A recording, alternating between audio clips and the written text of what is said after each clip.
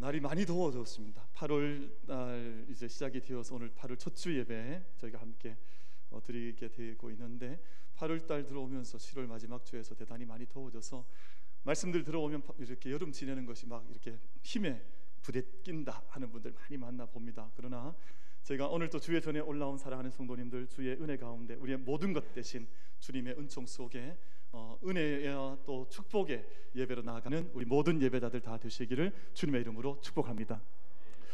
자유 계시면 한번 인사하겠습니다. 우리 오늘 좀 더위 속에 예배 드리고 있습니다만 영육간에 집사님 강건하십시오. 우리 한번 서로 축복하겠습니다. 인사하겠습니다.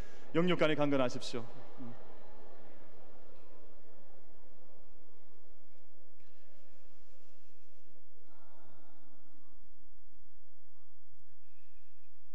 요즘 나라 안팎으로 금신걱정거리가 많아서 조금 전 우리 장로님 기도해 주셨습니다만, 기도의 제목이 참 많은 것이 또 우리의 삶의 형편이기도 하고 삶의 현 자리이기도 합니다.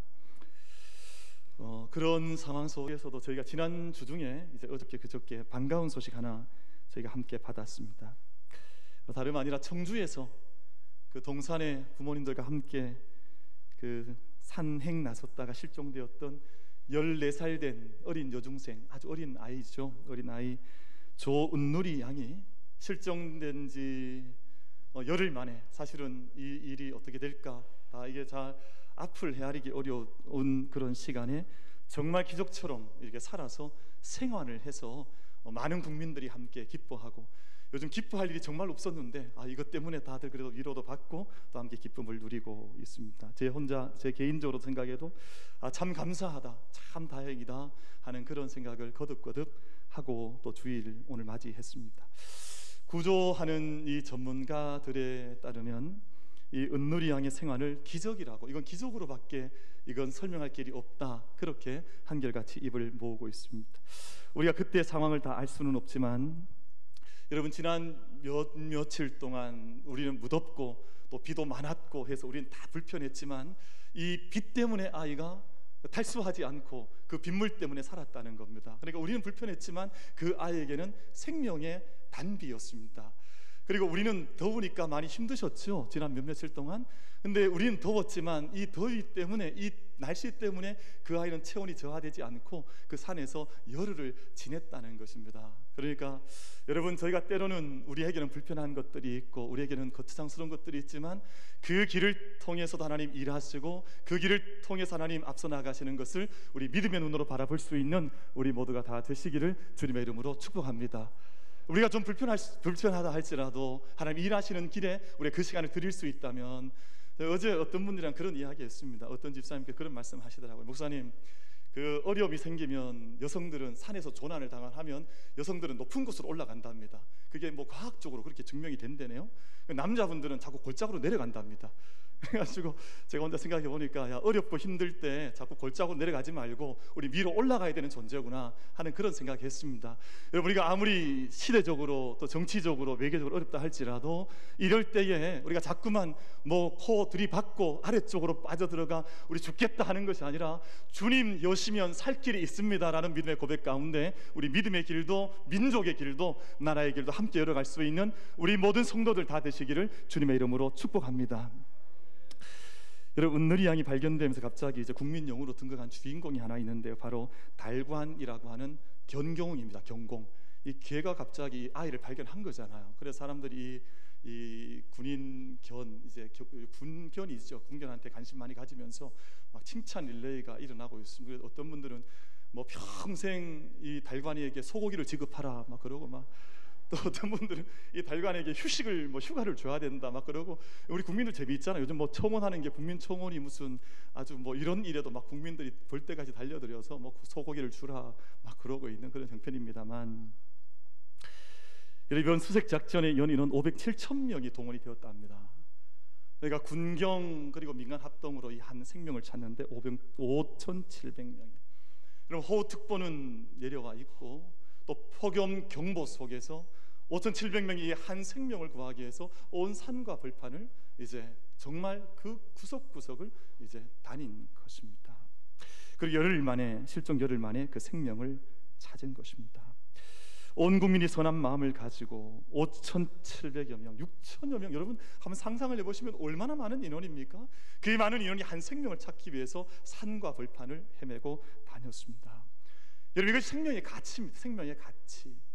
여러분, 아무리 생명이 우리가 일상에서 만날 때 이 생명을 우리가 일상에서 늘 만나니까 가치를 잘 느끼지 못하지만 그 생명을 잃어보면, 그 건강을 잃어보면, 그 삶을 놓쳐보면 이 생명의 가치가 갖는 그 가치가 얼마나 절대적인 가치를 갖고 있는가 하는 것을 우리가 이런 기회를 통해서, 저는 이번 사건 보면서 그것을 느꼈습니다.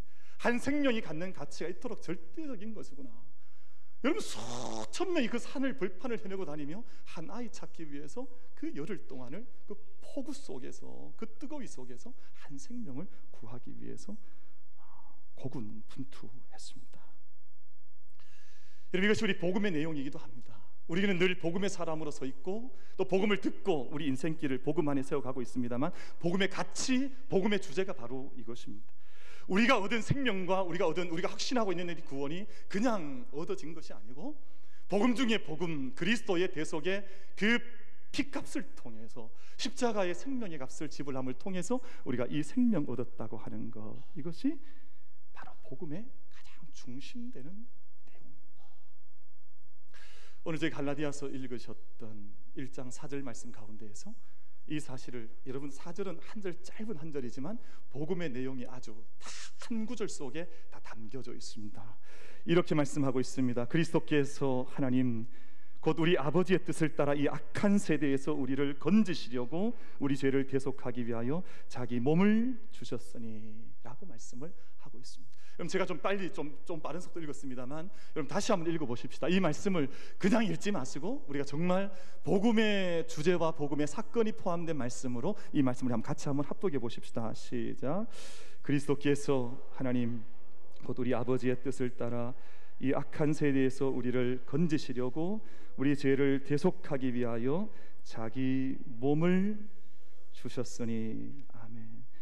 이 악한 세대 가운데에서 우리를 건지시는 예수 그리스도께서 우리를 대속하시기 위해서, 건지시기 위해서 자기 몸을 내어주셨다라는 것이 4절 말씀 속에 기록이 되어져 있습니다. 여러분, 사람에게서 가장 큰 주제는 이것 아니겠습니까? 이 문제 아니겠습니까? 우리 민족이 구원 건짐 받을 수 있을까? 지금 이 상황에서 우리 민족이 이런 수많은 외교의 굴레와 여러 가지 매트릭스 속에서 정말 이 민족의 길을 우리가 건짐받고 갈 수 있을까가 민족의 문제인 것처럼, 이 악한 세대 가운데서 우리가 건짐받을 수 있을까 하는 질문이 우리 궁극적인 믿음의 질문이요, 그 답으로 그리스도께서 우리를 대속하셨다라는 것을 말씀하고 있습니다. 여러분, 사도 바울께서 로마서 7장 24절 말씀 가운데에서 이 세상의 모든 인생들이 내어놓아야 하는, 내어놓고 있는 아주 공통의 기반이 되는 탄식을 사도 바울이 내어놓고 있습니다. 오호라, 나는 곤고한 사람이로다. 이 사망의 몸에서 누가 나를 건져내랴. 이 인생을 돌아보면, 내 인생을 정말 영적으로 묵상을 해보면 이 인생은 죽을 인생이요, 사망에 갇힌 인생인데, 이 사망의 몸에서 오호라, 나는 이런 곤고한 자인데 누가 나를 여기에서 건져낼 것인가 하는 궁극적인 질문을 사도 바울의 입술을 통해서 하나님 우리 가운데 들려주고 있습니다. 인간이 던지는 모든 근본적인 질문이 오호라, 곤고한 사람, 이 사망의 몸에서 누가 나를 건져낼까 하는 이 질문이 우리 모든 인간의 질문이 아니겠습니까? 근데 오늘 저희가 읽은 이 말씀을 통해 저희가 다시 한번 말씀을 묵상하고 붙잡아 보면, 예수 그리스도께서 자기 몸을 내어주시고 우리를 건져주시고 대속의 제물로 이 세상 그 어떤 누구도 할 수 없는 그 대속의 은혜를 우리 가운데 열어주셔서 우리로 하여금 악한 세대 가운데 건져주시고 선한 일에 설 수 있는 주의 백성 삼아주셨다 하는 것이 오늘 말씀 속에 기록이 되어져 있습니다. 여러분, 출애굽기의 주인공은 모세인데요, 모세라고 하는 이름의 통속적인 뜻이 건짐받았다는 뜻입니다. 모세라고 하는 이름의 그 뜻에 담겨져 있는 것처럼 모세는 어린 아기 때 강에 버림을 받았습니다. 여러분, 그 넘실대는 애굽 나일강 가운데에서 작은 역청이 칠해진 이 작은 갈대 상자에 담겨져서 그냥 파도가 치면 파도가 치는 대로, 물이 흘러가는 대로 자기 스스로 아무것도 할 수 없는 연약한 아기의 몸으로 그 강에 버려졌던 아기가 바로 모세라는 아기였습니다. 그 아이가 파도에 끌려, 파도 물결에 이끌려 이리저리 떠내려가다가 누군가에게 건짐을 받지요. 모세 이름이 모세가 된 것입니다. 물에서 건짐을 받았다는 이름을 갖게 된 것입니다. 여러분, 누가 정말 그 아이를 건졌습니까? 우리 성경에 보면 사람들은, 이게 성경 퀴즈 해보면 누가 건졌을까요? 이렇게 물으면 여러분 답변을 어떻게 하시겠어요? 뭐 바로의 공주가 건졌다 뭐 이렇게 답을 하시면 이제 상식적으로는 맞는 것이나 영적으로 볼 땐 그렇지 않죠. 여러분, 그 아기의 참된 부모 되시고 그 아이의 참된 인생의 주인 되시는 하나님께서 그 아이 건지신 것 아니십니까? 그러니까 그 아이 이름이 모세가 된 것 아닙니까? 여러분, 이 자리에 예배하는 저희들도 우린 아무것도 할 수 없는, 우리 역시 죄의 파도에 이리저리 떠밀려 다닐 수밖에 없는 인생들이지만 하나님께서 우리를 그 인생의 죄악의 어두운 바다 가운데서 건져주셔서 우리 한 사람 한 사람, 모든 예배자, 우리 각자도 하나님께서 모세로 우리를 건져주신 것을 고백하고 그 믿음의 단석에 설 수 있는 우리 모두가 다 될 수 있게 되기를 주님의 이름으로 축복합니다. 여러분도 모세인 거야. 저는 김모세, 여러분은 뭐 이모세, 뭐 다 모세이신 거죠. 여러분 한번 서로 인사해 보십시오. 김모세님 만나서 반갑습니다. 서로 인사 한번 해보세요. 모세입니다. 우리 오늘 기도하신 손자님은 손모세가 되신 것이 다 우린 다 물에서 건진 바. 여러분, 말씀은 이렇게 읽는 거거든요. 그 안에 모세만 수천 년 전의 인물이 아니라 우리가 제약 가운데에서 그 강물 가운데서 건진받은 모세라 하는 뜻을 우리가 가지고 있는 것입니다. 여러분, 그래서 이 복음이라고 하는 것은 하나님께서 이렇게 시작하시고 하나님께서 완성하시는 것. 여러분, 우리 힘으로 무슨 노를 저은 것도 아니고 우리 힘으로 누군가를 향해서 손을 쳐서 나를 구해달라고 내가 먼저 부른 것도 아닌데 이 제약 가운데서 빠져들어갈 수밖에, 죽을 수밖에 없는 인생을 하나님께서, 하나님의 시작과 마지막이 된 하나님께서 이 복음의 사건을 통해서 그 어린 아기를 건져 주신 것입니다. 하나님 계획하시고 하나님께 뜻하시고 하나님께 실행하셨기 때문에 오늘 본문 말씀 5절 말씀에 보면 영광이 그에게 세세토록 있을지어다. 왜냐, 이 모든 구원의 시작과 완성이 오직 하나님께서 이루어 주신 사건이기 때문에 우리에게 영광이 돌아올 것이 아니라 오직 그 구원을 이루어 가시는 하나님께 세세토록 영광이 있을지어다. 아멘이라고 오늘 본문 가운데에서 말씀을 하고 있는 것입니다. 여러분, 이 복음 사건 안에 다른 것을 더하시면 안 됩니다. 이 복음 외에 다른 복음이 없기 때문에 오늘 예수 그리스도께서 우리 인생을 위하여 대신 대속제물로 자신을 내어주시고 이 약한 세대가 우리를 건져주시고 하나님 자녀 삼아주신 이 복음의 사건 이외에 다른 어떤 것을 더하면 그건 다른 복음이 되거나 혹은 복음이라는 말조차도 붙일 수 없는 어떤 사건이 되기 때문에 다른 어떤 것도 여기에 더할 수가 없다 말씀을 하시는 것입니다. 악한 세상 가운데서 우리를 건져주시고 또 우리 죄를 구하기 위해서 자기 자신을 바치신 것은 전적인 그리스도의 은혜인 줄로 믿습니다. 그럼 그래서 그리스도의 은혜, 그리스도의 복음, 여기에 다른 어떤 것들이 더 들어가면 이 복음은 복음되지 못하는 거예요. 다른 어떤 것들을 더하게 되면 뭐 율법을 붙인다거나 자기 공로를 붙인다거나 자기 선행을 붙인다거나 아니면 자기 업적을 붙인다거나 어떤 것들을 더 붙여 하려고 하면 이 복음은 복음이 될 수가 없게 되는 것이죠. 그럼 제가 오늘 여기 물 한 컵 가지고 왔습니다. 이게 우리 교회에서 얻을 수 있는 만민교회표 정수기 물입니다. 정수기에서 물을 좀 받아서 올렸는데 물이 지금 어떻습니까? 물이 깨끗하죠? 물이 뭐 제가 지금 이렇게 마시면 여러분 부러워할 것 같아서 마시지 않겠습니다만 그냥 마셔도 되는 깨끗한 물입니다. 그런데 제가 만약에 이 컵을 이렇게 두고 제가 평소에 쓰는 만년필 심을 제가 좀 뽑아봤는데요, 여러분 이 안에 제가 쓰는 만년필 한번 살짝 한두 방울 떨어뜨려 보겠습니다.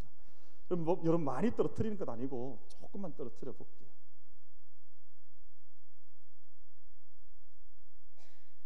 그냥 한두 방울 제가 그냥 살짝 떨어뜨렸습니다. 이 물은 깨끗했던 물인데요, 그럼 작은 물 한 방울 떨어뜨렸는데 금세 물이 변해버립니다. 이 물을 지금 여러분 드리면 드실 분 혹시 손 드시면 제가 드리겠습니다. 드실 분 있으면 손 한번 들어보십시오.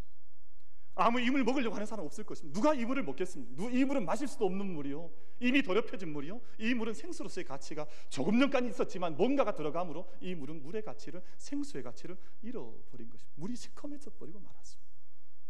그럼 제가 물을 잉크를 갖다 쏟아 부은 것도 아니고 한 방울 두 방울 떨어뜨는데 물 색깔 자체가 완전히 이렇게 변해버리고 말았습니다. 여러분, 이것이 복음의 속성과 동일한 복음의 속성을 좀 이렇게라도 좀 보여드리고 싶은데요, 요즘 그리스도의 은혜, 그리스도의 복음이면 우리에게는 족한 줄로 믿습니다. 그럼 다른 것 어떤 것 더 할 것 한 가지가 없습니다. 세상에 많은 사람들이 여기에 율법을 더하기도 하고 선행을 더하기도 하고 어떤 음식을 더하기도 하고 의식을 더하기도 하고 어떤 옷과 복장을 더하는 사람도 심지어 있어서 이렇게 해야 구원이 가능하다고 생각하는데, 여러분, 우리는 구원을 받은 이후에 그에 대한 응답으로 그리스도 안에 윤리가 나오는 것이, 도덕이 나오는 것이지, 내가 행하는 선함 때문에, 그 남루한 선 때문에 우리가 구원받는 것이 절대 아닌 것입니다. 여러분, 그럼 우리가 늘 자랑할 것 예수 그리스도밖에 없고, 우리가 늘 이 땅 가운데 우리 그 힘을 의지해야 할 것도 오직 예수 그리스도의 은혜, 그 복음 위에 서서 우리 인생의 길, 믿음의 길을 마지막까지 달려갈 수 있는 우리 만민의 모든 복된 성도님들 다 되시기를 주님의 이름으로 축복합니다. 그래서 우리 작은 것 자랑할 것 한 가지 없습니다. 여러분, 내가 이것 좀 선하게 했습니까? 내가 이것 좀 선한 일을 했습니까? 저는 제 자신 돌아보면 복 앞에 비춰오면 날마다 남루한 것밖에 없던데요. 우리가 자랑할 것이 도대체 뭐가 있습니까? 여러분, 오늘 우리가 성가대가 이렇게 찬양했던 것처럼 정말 모든 것 대신 예수 그리스도만 이 제단을 통해서 선포되어지고 자랑되어지고 그 생명을 날마다 기뻐하고 누릴 수 있는 참된 생명의 전이, 이 전이 될 수 있게 되기를 주님의 이름으로 축복합니다. 그래서 오늘 사도 바울이 이것이 얼마나 중요한지, 여러분, 사도 바울이 목숨을 걸 만한 일이었습니다.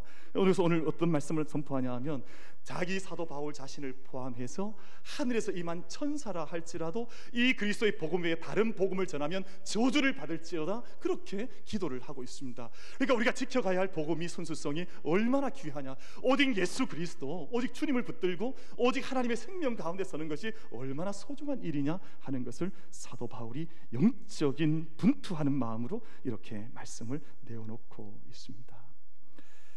여러분, 다른 복음은 그분을 버리는 것입니다.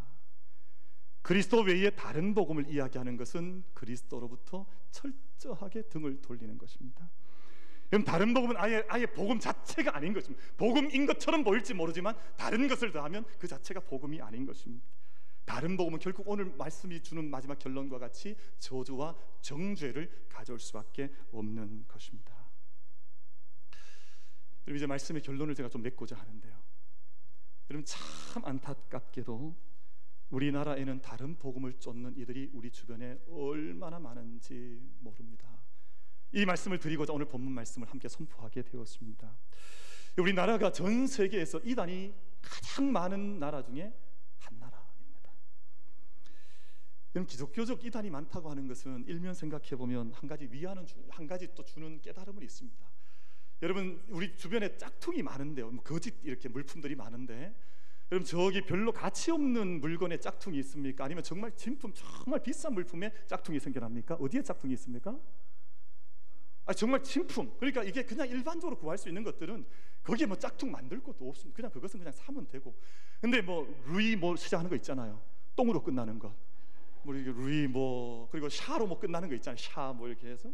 이 비싸면 그런 것들에 짝퉁이 나오는 거죠. 그러니까 뭐 중국 시장 같은 데 가면 막 그런 것들이 판을 친다는 것 아니에요? 그러니까 정말 진품이 있기 때문에 그렇습니다. 정말 비싼 물품이기 때문에 그렇습니다. 그러니까 저는 혼자 생각해 보는 것은, 이 세상에 왜 이렇게 기독교적 이단들이 많은 것인가?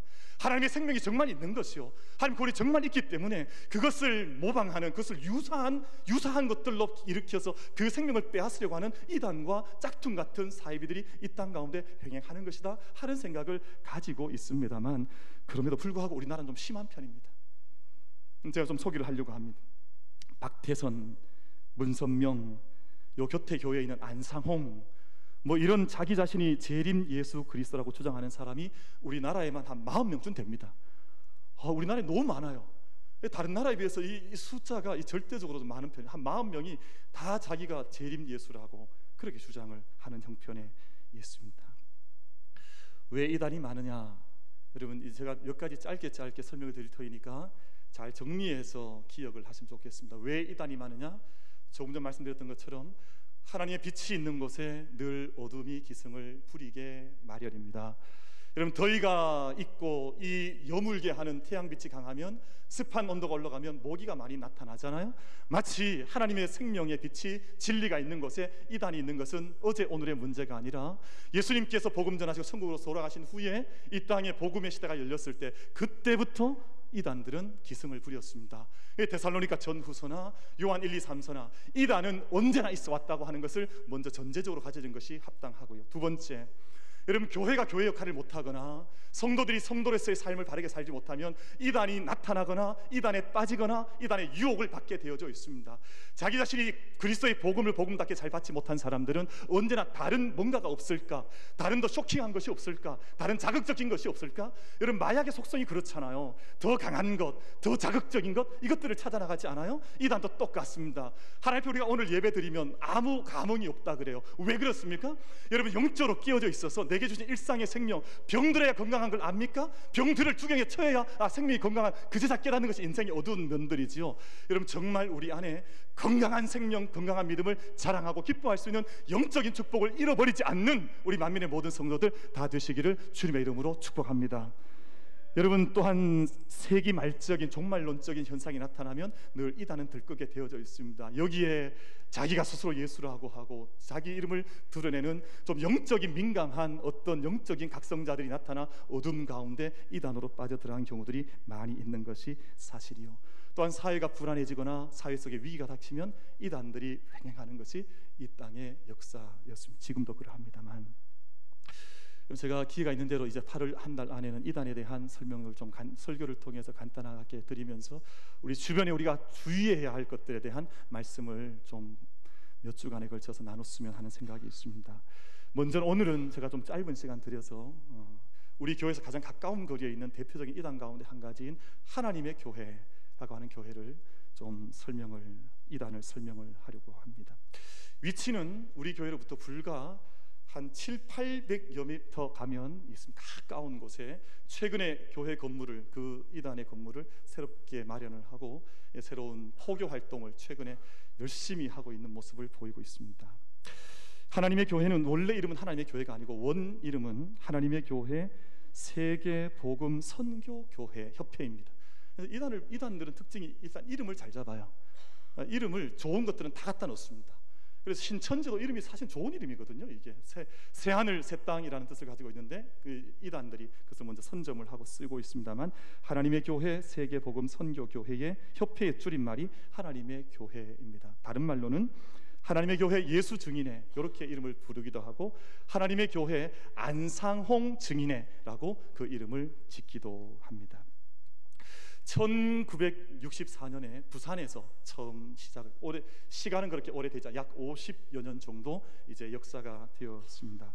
처음 여기가 창립이 될 때 안상홍의 둘째 부인이 있는, 이 여인이 대단히 중요한 여인인데 장길자라고 하는 여인이 있습니다. 이 장길자가 하나님의 신부로 지명을 받습니다. 이 여인은 하나님의 신부다, 안상홍으로부터 그렇게 세움을 받고 둘이 재혼한 후에 어머니 하나님으로 장길자가 신격화되기 시작을 했습니다. 이제 여기까지가 이제 기본적인 계략이고요. 여러분, 이곳의 특징, 몇 가지 특징을 제가 좀 말씀을 드릴 터인데, 첫 번째 특징이 아버지 하나님도 있지만 어머니 하나님을 섬겨야 된다. 이것이 가장 큰 주장 가운데 한 가지입니다. 근데 문제는 그 아버지 하나님이 누구냐 하면 안상홍입니다. 그리고 어머니 하나님이 누구냐면 장길자입니다. 그러니까 안상홍과 장길자를 섬겨야 구원을 받을 수 있다. 이것이 하나님의 교회에서 이야기하는 가장 중요한 교리 가운데 한 가지입니다.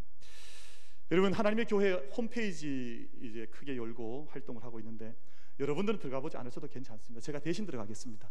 그러니까 제가 대신 들어가 설명할 테니까 여러분은 뭐 그런 누추한 곳에 안 들어가는 게 좋습니다. 왜냐하면 저는 원래 이단 설교하는 거 싫어합니다. 왜냐하면 하나님 복음 자체만 이야기해도 말씀 설파할 것이 너무 많은데 그 귀한 시간에, 이 복음 전하는 시간에 이단 이야기하는 것은 시간이 아깝잖아요, 사실은. 그래서 저는 제 근본적인 마음에서는 그런 것 하지 않길 원하지만 성경도 이미 이단에 대하여 말씀하고 계시고 우리 상황에서 설교하지 않을 수 없는 상황인지라 말씀을 좀 오늘은 몇 가지 이번 달 동안 이런 말씀들을 좀 지적하고 또 점검하고 넘어가고자 합니다. 이 홈페이지에 기록된, 홈페이지 꼭 들어가지 말고 또 들어가는 분이 계시겠지만 홈페이지에 이렇게 기록이 되어져 있습니다. 제가 읽어드리겠습니다. 구약시대 성부 여호와 하나님이 신약시대의 아들의 입장으로 오신 분이 예수님이며 성경대로 이 시대의 재림 그리스도 성령으로 오신 분이 안상홍님입니다 라고 되어 있습니다. 이게 중요한 교리 가운데 폴스트 랭킹에 이 문구가 자리를 잡고 있습니다. 여러분, 사실 이 이야기만 해도 이 교회는 이 교회라고 말하기 좀 어렵습니다만 이 단체의 이 이단의 발을 들여놓는 것은 너무너무 영적으로 어둡지 않고서 어떻게 이 일을 가능하냐, 이런 걸 가리켜서 일신론적 신관에 있어서, 이미 하나님 관에 있어서 문제가 있는 이단이라고 부릅니다. 이미 삼위일체론이 아니라 구약의 하나님이 이게 신약의 예수 그리스도가 되고 신약의 예수 그리스도가 이 땅에 안상홍으로 왔다, 이렇게 이야기를 하는 거거든요. 그러니까 구약에는 자기가 하나님으로 있었고 신약에는 예수 그리스도로 있었고 지금은 성령으로 이 땅 가운데 왔다고 그렇게 주장하는 이단이 바로 하나님의 교회입니다. 어떻게 이런 이단을 믿는 이들 가운데 갈 수가 있겠습니까? 말도 되지 않는, 이거 어떻게 하면 좋을까? 이걸 막 뒷다리 훅을 낼 수도 없고 큰일입니다. 이거 어떻게 하면 좋겠습니까? 근데 이런 일들에 사람들이 미혹된다는 것 자체가 참 우리의 영적인 상황이 어둡다는 것을 이야기하는 것 아닐까 하는 생각을 하는 것입니다. 그래서 새 이름 성령 안상홍과 어머니 하나님 장길자를 믿음으로 구원을 받는다고 주장하는 것이 바로 이 교회입니다. 근데 이 장길자라고 하는 여인이 독특해요. 그래서 이 어머니 하나님의 교리가 이 여인으로부터 나온 것인데, 이 교회 안에서는 이 여인을 가리켜서 어린 양의 신부, 어린 양의 아내, 하늘에서 내려온 새 예루살렘이라고 이 여인을 칭하고 있습니다. 그러다 보니 기도할 때도 우리는 하늘에 계신 우리 아버지요라고 기도합니다만, 하늘에 계신 우리 안상홍 님이요라고 기도를 시작하고, 기도를 마칠 때에도 우리는 예수님 이름으로 기도합니다라고 하지만 이는 안상홍 님의 이름으로 기도합니다라고 공식적으로 기도하는 단체가 바로 이 곁에 있는 하나님의 교회라고 하는 교회입니다. 심각한 이단이죠. 그럼에도 불구하고 건물을 짓고 건물을 사고 열심히 하는 것을 보면 이단들의 그 속성이 무섭구나 하는 생각을 가져보게 되는데요. 여러분, 여기에서 중요한 교리 가운데 또 한 가지가 유월절을 반드시 지켜야 한다는 것입니다. 유월절을 지켜야 하나님의 살과 피를 물려받는 자녀가 될 수 있다. 그리고 이 유월절은 반드시 토요일에 지켜야 된다고 해서 지금 토요일에 그 모임을 가지고 있는 단체가 바로 이곳입니다. 그리고 성경에 기록된 대로 여자들은 반드시 교회 올 때 머리에 흰 수건을 써야 한다. 그래서 여성들은 머리에 흰 수건을 쓰고 집회를 하고 남성들은 맨머리로 집회를 하는데, 이 모든 것들은 어떤 것을 의미하냐 하면, 원래 안상홍은 안식교에서 모든 것을 배웠습니다. 안식교의 종말론을 배워서, 여러분 안상홍이 죽은 이후에 이 하나님의 교회에서는 3번에 걸쳐서 종말이 온다고 가르쳤습니다. 시한부 종말론이죠. 그러니까 이 모든 것, 교리 전체를 보면 하나님 말씀과 너무나 다른, 그냥 뭐 다른 복음 그냥 짧게 이야기할 수 있는 것이 아니라 처음부터 끝까지 너무나 다른 것들을 이야기하고 그 안에 머물러 있는 자들이 바로 이 사람들입니다. 여러분, 그래서 신론과 기독론, 성경론, 계시론, 교회론, 구원론, 종말론 어느 하나 이단이 아닌 것이 없을 만큼 그러한 것이 여러분 그런데 바로 우리 가까이에 있습니다. 바로 가까이에서 활동하고 늘 우리 교회 주변에 전도지를 뿌리고 뭐 이렇게 다니고 있기 때문에 한번 말씀을 제가 언급을 하는 것입니다. 말씀을 맺겠습니다. 여러분, 바울은 복음을 증언하고 변명함에 있어서, 복음을 드러냄에 있어서 때로는 엄격했습니다. 왜냐하면 복음의 성격은 엄격한 것이기 때문입니다. 왜냐하면 예수 그리스도께서 생명값을 지불하셔서 우리와의 대속하신 것이 복음인데, 이 복음에 다른 것이 들어올 수 없는, 근데 지금 하나님의 교회처럼 다른 모든 것들을 집어넣어야 구원에 이를 수 있다고, 심지어 사람의 이름을 집어넣어서 구원받을 수 있다고 하는 이 모든 것들은 이단의 활동에 지나지가 않습니다. 그래서 사도 바울이 엄격하게 말을 하기를, 나를 포함하여서 하늘에서 내려온 천사라 할지라도 다른 어떤 것을 더하면 이는 저주를 받을지어다, 이 말씀을 하나님께서 바울의 입을 빌려서 우리 복음이 얼마나 귀한 것인가. 여러분, 제가 아까 말씀을 드린 것처럼 이 물 한 잔도 다른 것도 하면 지금 완전히 검게 변했는데요, 어떻게 다른 물로 생명의 생수를 대신할 수가 있겠습니까? 여러분, 우리는 이것을 우리 일상 속에 적용도 해보아야 합니다. 그럼 복음이 얼마나 가치 있고 귀한 것입니까? 여러분, 우리가 외국에 나갈 때 여권에 실수로 이름 하나 잘못 적히면, 알파벳 하나 바뀌면 그 나라에서 그 사람 받아주지 않습니다. 이름이 바뀐 사람은 어떻게 그 자리에서 받아줍니까? 그러니까 입국 자체가 거절되는 것입니다. 여러분, 복음 속에 이런저런 인간의 공로, 인간의 자랑, 인간의 신성, 인간의 어떤 종교성을 집어넣어서 이것으로 구원받을 수 있다고 하는 것만큼 큰 이단이 어디에 있겠습니까? 우리 만민의 모든 성도들께서는 하늘이 두 쪽 난다 할지라도, 내일 주님이 이 땅 가운데 우리 가운데 오신다 할지라도 오직 그리스도의 은혜, 오직 그리스도의 복음만을 붙들고 그 생명의 복음의 길 위에 서서 인생의 길, 믿음의 길을 함께 걸어갈 수 있는 만민의 모든 성도들 다 되시기를 주님의 이름으로 축복합니다.